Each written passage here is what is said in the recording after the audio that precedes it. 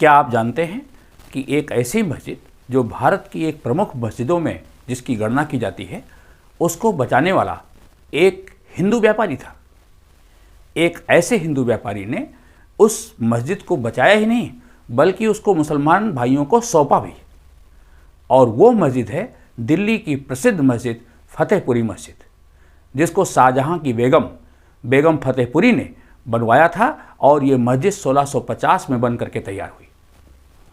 ऐसी मस्जिद जो दिल्ली के केंद्र चांदनी चौक के किनारे में स्थित है।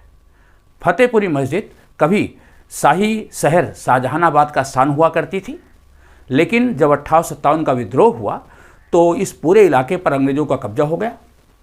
अंग्रेज़ों ने बहुत सी इमारतों को बारूद से उड़वा दिया, बहुत सी इमारतों को खाली करा दिया गया, बहुत सी इमारतें ध्वंस हो गई। फतेहपुरी मस्जिद भी अंग्रेज़ों के कब्जे में थी। अंग्रेज़ों ने इस मस्जिद को नीलाम कर दिया और यह मस्जिद जब 1857 के विद्रोह के बाद नीलाम की गई तो 19,000 रुपये में इसकी नीलामी की बोली लगी। और वो बोली लगाने वाले थे दिल्ली के प्रमुख व्यापारी हिंदू राव लाला चुन्नामल। दिल्ली के इस व्यापारी लाला चुन्नामल ने 19,000 रुपये देकर के इस मस्जिद को खरीद लिया।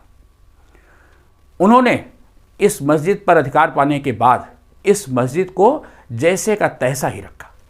ना तो इसकी बेदबी की, ना इसको और किसी काम में इस्तेमाल किया। मस्जिद के गेट पर लाला चुन्नामल का ताला लगा रहा। यद्यपि अंग्रेज़ों ने उन्हें मशवरा भी दिया कि अब आप इस मस्जिद के मालिक हैं और इसको चाहें तो बाजार के रूप में परिवर्तित कर सकते हैं, लेकिन लाला चुन्नामल या उनके वंशजों ने ऐसा कुछ भी नहीं किया। इस मस्जिद की नियमित साफ सफाई और उसकी वो देख रेख करते रहे। धीरे धीरे देश का माहौल बदला। 20 वर्षों के बाद जब देश में फिर से शांति हो गई, बाहर से भी आ करके दिल्ली में मुसलमान लोग जो बसने चालू हो गए, तो अंग्रेज़ों ने लाला चुन्नामल के वंशजों के सामने प्रस्ताव रखा कि अब चाहे तो आप इस मस्जिद को वापस कर सकते हैं और इसके बदले आपको 4 गांव दिए जाएंगे।